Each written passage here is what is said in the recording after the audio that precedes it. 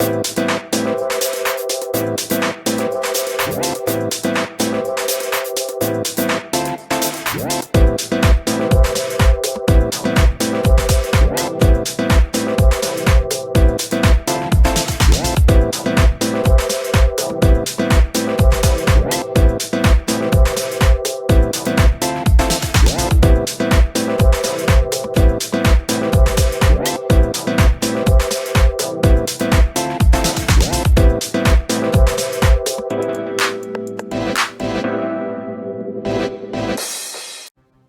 it going, Film and TV fans? Welcome back to another review on the Film Nerd Reviews channel, and a one that I have really not been looking forward to, because in my opinion this is where we land. I think this is the lowest point of MCU Phase 4. This is one of the weaker movies in the entire franchise, and it really does leave me in the position of trying to think if I think Black Widow is better or worse than this year, and in some degrees both movies have merits, and I think I'll talk about that towards the end of this review, sort of like a comparison between these two movies that I think are on the same kind of level, quality level in terms of enjoyment and stuff, but have differing elements to each other that make them maybe better or worse than the other. So we'll probably do that towards the end, like which is better, Black Widow or Eternals. But we are talking about Eternals, and any Eternals lovers out there, I know you exist, and I feel sorry for you, but you may want to turn this one off, because I don't like this movie.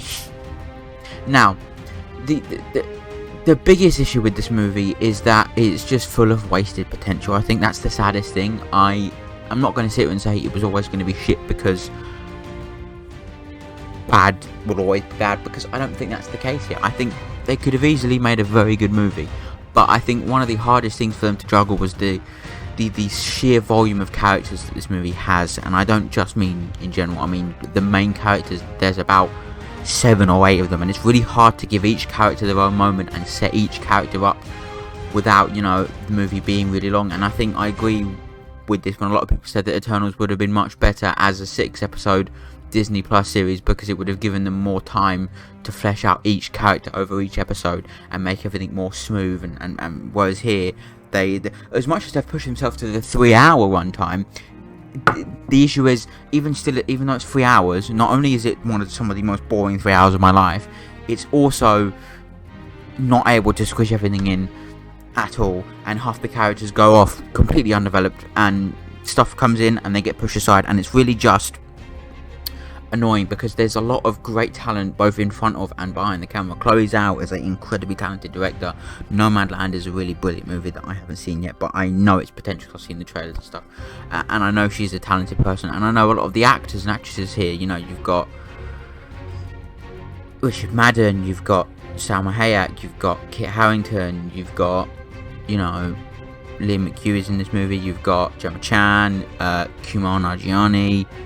So many talented people in here in this movie. You've got the new Joker in Barry Coney, an Irish actor who I can emphasize. You've got there's a lot of talent in front of and behind the screen. You've also got, spoilers for this one, you've got Harry Styles as Star Fox at the end of the movie, and you also have a vocal cameo by Mahershala Ali as Blade as well. So there is talent in this movie, but everything else surrounding it is just so. The story is weak. The characters just feel so bland and boring, and while all the actors are trying really hard, you've got some genuinely nice characters that I quite like. I like Sprite a lot. I think Thassus is a really cool character. I like Kingo a lot as well, but I think Druig can be a bit of a dickhead, but I think he has his reasons, which is why I'm okay with his character being portrayed as a dickhead. Icarus is annoying and stupid, and then you have fucking the one whose name always passes me, because she's the worst one and the most wooden one of all of the characters in this movie. Cersei, that's it. That always, whenever I watch this movie and it gets to certain points, towards the end, when Kit Harington's character is saying her name and when the Celeste, I just hear it as the word sussy. I'm sorry, but I just genuinely hear her name as the word sussy, and especially at the end when Kit Harington is shouting her name, he's going Cersei, and it sounds like he's going sussy. It's just, I can't take that bit seriously at all, and I think that's an issue I have. But you also got Patton Oswalt as the troll at the end of the movie, which is an interesting way to go. But regardless of any of that, I think there is still some very comedic moments in this movie. I think, you know, there's some really good moments between Kuran and Kingo that's quite funny. I think Kingo as a character is meant to be the funniest one. There's some comedy between all of them, I think. And I think, in my personal opinion, it's a movie that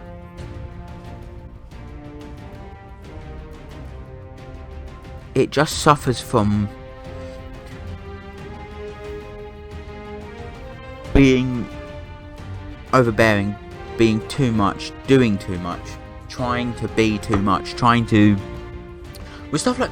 Okay, look, here's a great example, because once again, this is a movie that has no connection to the rest of the MCU other than post-credit scenes, but even then, that's also setting up new stuff, much like Shang-Chi. So I'm going to use Shang-Chi as an example here to compare these two in terms of bringing in a new, fresh set of characters and how to do that properly. Shang-Chi does a great job of introducing the Shang-Chi as a character, its mythology, and then expanding that mythology a little bit for a nice 2-hour movie that has great comedic elements, great performances, very great music, and a genuine great story that has heart and emotion and has a pivotal central emotion about the story, and that's what Shang-Chi does well. This movie has essentially needs to do the same things: set up a new set of characters, set up their mythology, expand and extend their mythology to keep for the story to go on, and also set where they go in the future, much like Shang-Chi did. And I think where obviously Eternals had an uphill battle because it had to juggle so many characters, so much characterization that they couldn't all fit in the movie, while also having to juggle genuinely really bland characters like Cersei and Ajak, who is just so boring, you know, and Makari, who is fairly boring as well in parts. And I think, you know, Gilgamesh is a funny character, but there was a lot to juggle, and it managed to just not give each character, which I ended up coming off thinking this movie is, you know, it struggles to give all its characters right things. Now, from the get-go, this was always a review that I was semi looking forward to, because I wanted to give my genuine reasons why I think it, because as an ongoing meme, I have this group of this super friends. It's called the Open Mind Movie Club. It's a weird thing. We all go and see films together, and this was one of the ones that was brought up, and a member of that group really likes this movie, and we always used to do it as a meme just to say Eternal's bad luck whenever she said any sort of counter argument to anything we said. And I think that's really going to this review. My main intention was not just to go Eternal's bad luck, look how bad it is, and move on. It's to give genuine reasons and criticisms to what fell flat in the movie, what I enjoyed in the movie, and how well structured the movie is. Because while it isn't the best structured movie, it does have some elements that I would have liked to see expanded more of, I think. But it's just one of those things where the biggest issue for me with this movie is that from the very beginning I was getting red flags, and even when I saw it in the cinema, and I was saying this to myself before I even made this review, that the biggest red flag in my opinion is that this movie starts with a text crawl, a 2-minute long crawl of text across the screen to give you exposition, and that's not how you start a movie that's introducing brand new characters. A lot of movies that do introduce brand new characters, they start with narration, and I was saying that I would have really loved to have Arishem or Ajak or one of the other characters narrate that line of text with giving some nice visuals, and that would have actually started the movie much nicer. But instead of doing that, I don't know if it's to save budget or because they just didn't fucking care, they just put text, and it just was, when I sat in the cinema and it was like the text came up, I turned to my friend and said, well, this is a big red flag, because usually movies that start with a text call don't know what they're doing or how to do it and how to start the movie off, so they just give you the exposition in the text call, and it was just horrible, because it's not the way to start a movie like this that's introducing a brand new set of characters into a universe that is already fucking filled with them. And in all honesty, I really want the Eternals to be shown in other projects, because I want to see them in projects where they can be written well, where they can be shown to be better. And if Eternals gets a sequel in any way, shape or form, it should be expanding their characters on Disney Plus in a 6-hour, 6-episode television show that can really show their potential, because I think there is potential here with all these actors and these characters. There is serious potential, but it all falls flat in a movie that struggles to keep everything flowing in its runtime, and even has one of the bigger hurdles to deal with is killing off one of the characters, but still trying to find a way to keep that character in the movie, because she's played by quite a sizable actress in Salma Hayek. So it also then has that fucking horrible pacing issue of where we constantly going back in time to 1,000 years before, then jumping into the present, then back in time again, then jumping to the present. And it's just one of the biggest issues with this movie is that you're really taken out of it because you're getting pushed from present day scenes where they're all talking about how they're going to find the others to 7,000 years ago where they're fighting in 7,000 years ago. And it's like, you need to have control in how you structure your movie. It needs to have pacing and it has to work. And I think I would have preferred it if all that past stuff was put at the front of the movie with that exposition dump. That would have made a much better structure for the movie, and then we carry on through the entire present stuff. But alas, that's not how the movie went, and I think it just falls flat on its face. For being a 3-hour movie, you're barely engaged. There is just so little going on to keep anyone attracted to the screen, and the visuals, I mean, they're okay, but they just look muddy and gross and wrong. And then the CGI is definitely not Marvel's best either. And it's a shame because, like I said, I think the cast and crew are giving it their all, and they clearly do have great chemistry between a lot of the characters and the cast. But the script is giving them nothing. They're really, really trying, and I've got to give it to all the actors for being able to put it together so well, and they clearly do seem like friends off screen, but there's just nothing here for them to do. And then you have so many subplots that are Druig wanting to fix everyone, Phastos, Druig wanting to control all the humans and fix them, Phastos wanting to help them advance, being pushed back, Cersei going off and finding out about Arishem, Spike wanting to be with Ikaris. It's just, there's so much, and her struggles of being, Arishem filming her in Charles' body, Thena and her, whatever they fucking call it, stupid, mad, weary shit, Gilgamesh having to look after Phastos, Kingo going off and being a fucking movie star, and then to make things fucking worse, Kingo fucks off at the beginning of the third act and doesn't come back until the end of the movie. What was the point of doing that? Like, there was no reason for him to he literally goes away. There's no point in him leaving at a very pivotal point of the movie. It made no sense. It did nothing to the film. If anything, my favourite character got taken out of the movie for no fucking reason, and it really did annoy me. And I think this movie has so many problems, so many things against it. It was facing an uphill battle from the start, and instead of trying to, let's do this, we can run up the mountain, they just stopped and fast-tracked their way up the mountain using a electric scooter, that's not the best analogy, but it's true. They just rushed it so much. It's not a good movie, and it's not a movie that I want to go back and watch ever again, because, to be quite honest with you, it's just not good. And it's not a bad luck kind of situation, because while it is bad, I've given you reasons why it's bad. It has a horrendous structure, horrendous pacing, very badly written characters, too many subplots shoved in and out that have no resolution whatsoever. And it's really hard to think of, while the movie does tell you a turn will return, I don't know how that's going to happen, because when you think about it, Ikaris is dead, Sprite isn't going to come back because she's now going to become a human and live her life, the others have gone into hiding, Phastos has a family, so there's no way he's going to get dragged back into it again, but now he's in space, so that's going to have to be dealt with.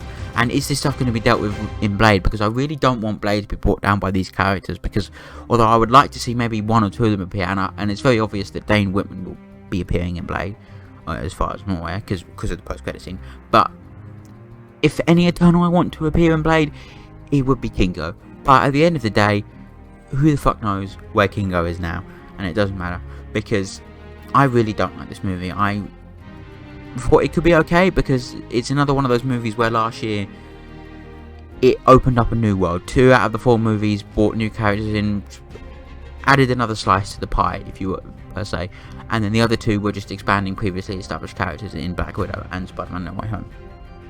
But it's weird, because one of those movies that established new characters did it so well and so beautifully, and then the other one just fell flat on its fucking face, and that's this one, because it is just, what's the thing for me, the issue I have with this movie so much is that the missed potential of this movie, because there is so much you could do with this stuff, because there are so many talented people in this movie, and I feel like it's just wasted because, you know, it has its flaws, but it's also hugely entertaining in places as well, where some of the sequences are quite genuinely, you feel entertained by it. But it's none of the action sequences, it's none of the scenes where they're all fighting. It's more of the human, down-to-earth characteristics, which is not something you want to say when you're talking about a fucking superhero movie, you know? Like I said, the biggest problem is the fact it has a text call at the beginning. It's just a lazy way to get exposition across to the audience, and the first act itself is just so weak because there's constant jumps in times, like I said, that causes it just to feel like a jumbled mess. And then it gets to the second and third act, it picks up the pace a bit, but it just doesn't feel like it's worked. And I feel like one of the highlights of the film is obviously the colourful cast, the characters, and they're all great, you know.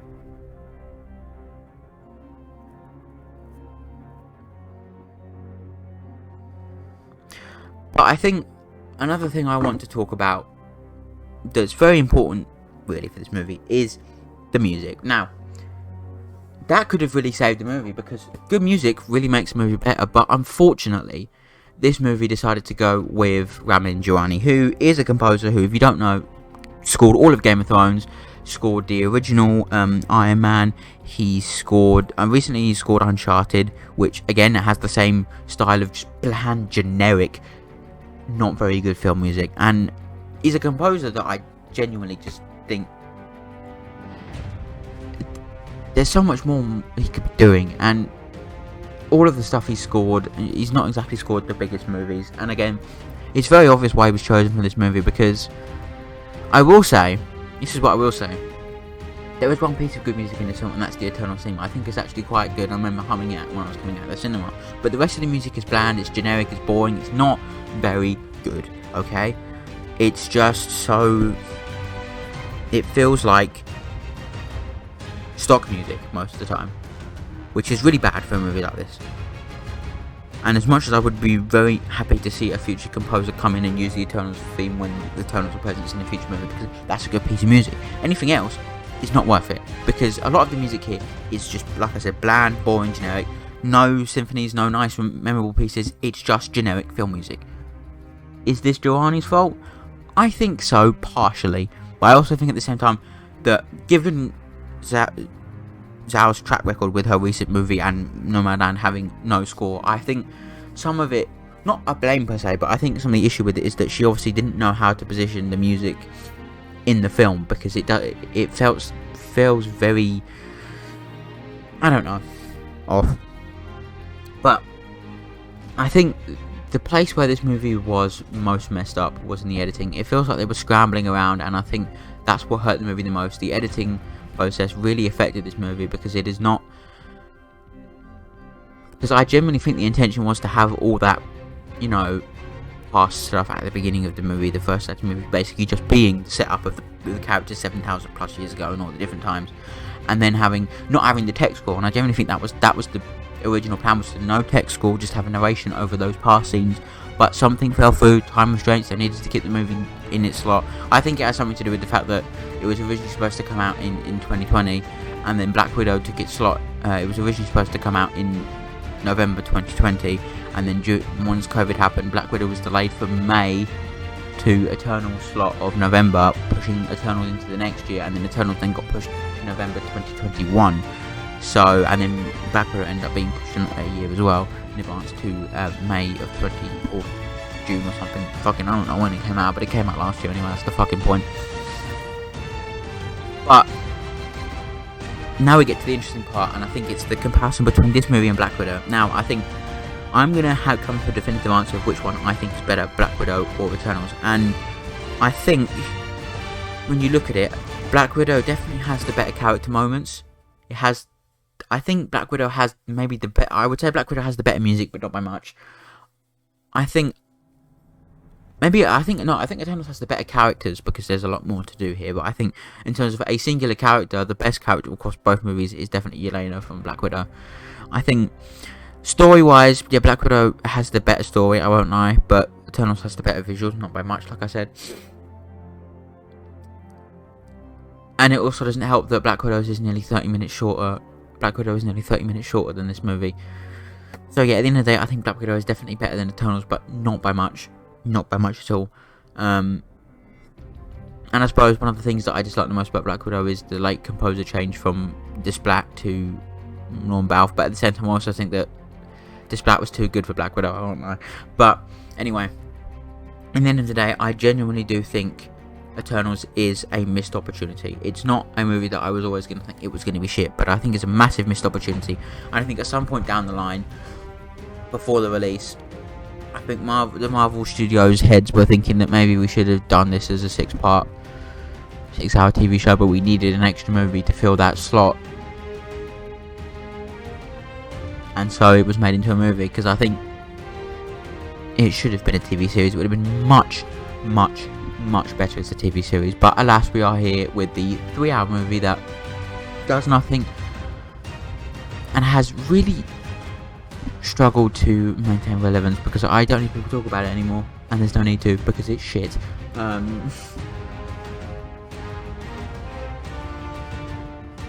I said, it's not one I have a hankering to go back to again. So yeah, thank you so much for watching my review of Marvel Studios Eternals. Like I said, Thorpe is out now. Please go stream that shit. Thorpe Deluxe is coming very, very soon. Podcast will be returning tomorrow, Saturday. Well, we have more time to record it, so stay tuned for that. We've already got topics and stuff. Yeah. I look forward to reviewing everything from here on outwards that I've got left to talk about. So that's Hawkeye, Spider-Man No Way Home, Moon Knight, and Doctor Strange in the Multiverse of Madness. I look forward to talking about them, because I actually enjoy all of them to varying degrees. So, yes, thanks so much for watching my review of Marvel Studios Eternals.